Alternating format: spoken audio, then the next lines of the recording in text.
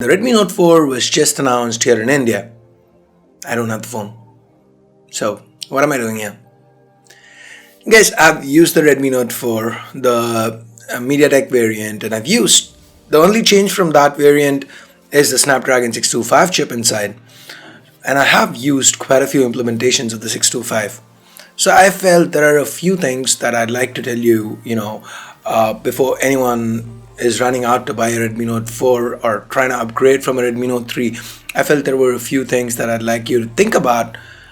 And me waiting to buy a Redmi Note 4, you guys know how the flash sales go, right? So I'm not sure if I'm going to get it in a week, 2 weeks, 3 weeks, I don't know. So before that, I didn't want to waste the time. I wanted to talk to you guys about this. So, hey guys, Ash here from C4E Tech. Let's talk.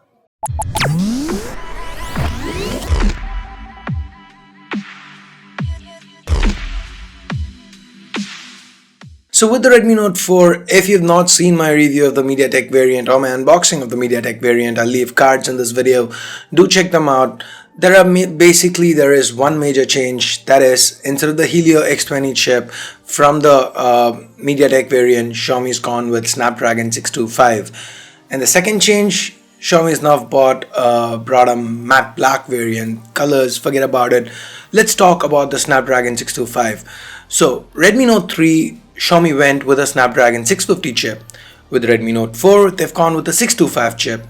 At the launch event, they talked about how the 14nm FinFET process is great and why it adds to better power efficiency and so on. But that's not the entire story. The 625 is a splendid chip. I've used it on the two Zenfone 3s, a P2, and it's a very good performer. But compared to the 650, it is not a downgrade. I'm not going to call it a downgrade. It's more of a lateral move of sorts. So if you look at it, the 650 comes with 4 Cortex A53 cores and 2 high-powered, high-performance Cortex A72 cores, whereas the 625 comes with 8 low-powered A53 cores. So that way, the performance might be a little better. You're not going to really notice anything in day-to-day usage, but maybe somewhere down the line you might.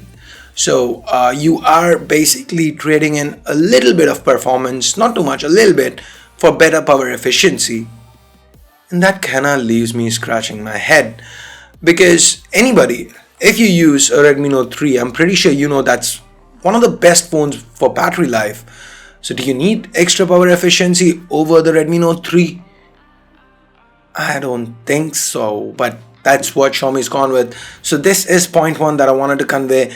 It is not really a downgrade with regards to the SoC, but it's more of a lateral move from the 650 on the Redmi Note 3. So don't expect to go in, if you're upgrading, don't expect to get a better performing phone. You're probably going to get something that performs similarly. All these, I don't want to just talk about them. I will buy the Redmi Note 4. I will do a full comparison. If you guys want to see that, let me know in the comments below. But right now, I just didn't want to wait till I managed to get my hands on one. Secondly, with the camera, Xiaomi mentioned that they've gone with larger pixels here for the Redmi Note 4. And this is why it irks me. So pixels is basically the pixel size is basically the overall number of pixels divided by the sensor size, right?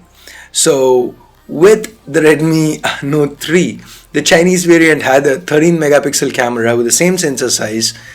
And then when it came to India, they went with a 16 megapixel camera with the same sensor size. At that point, Xiaomi talked about how more pixels are great, and now they've got a 16 megapixel sensor for India. And with the Redmi Note 4, they've gone back to 13 on the same sensor size. So when you do the math, it is a larger pixel size. But again, don't go in expecting great changes because in my review, yes, the camera was improved, but it's not a great improvement. Just wanted to clear up that little bit of little bit of Xiaomi's marketing here. So that said, the overall build, the in-hand feel, the 2.5D glass to the front, these have all been great. The Redmi Note 4 definitely feels more refined than the Redmi Note 3. That said, I wouldn't personally upgrade from a Note 3 to a Note 4. Again, my stance on this might change once I actually test out the 625 variant. These are my thoughts as of right now.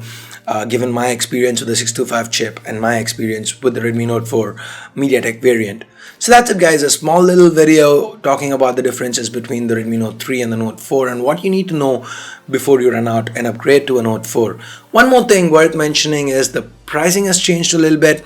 You still have a 9999 option, that's 32 gigs of onboard storage and 2 gigs of RAM. And then you've got 32 gigs and 3 gigs of RAM at 10999, and you've got 64 gigs and 4 gigs of RAM at 12999. If you do want to see me do more of these kind of videos where I just talk to you about stuff, let me know in the comments or give this video a big thumbs up. If you don't, go ahead, vote it down, and for more videos, more coverage of the Redmi Note 4 headed your way as soon as I manage to, work my way through those flash sales and buy one. I don't know when I'll be able to do it, but I will try every flash sale. That's as much as I can promise you guys. So in the meantime, if one of you managed to add it in the cart and wanna ship it to me for COD, that would be awesome as well. So anyway, thanks for watching. Hit that subscribe button if you haven't already, and if you're already subscribed, do this to make sure you get notified every time a video goes live on C4eTech. Thanks for watching. Till next time, this is Ash here from C4eTech signing off. You guys have a great day. Bye bye now. And yes, I noticed my voice cracked.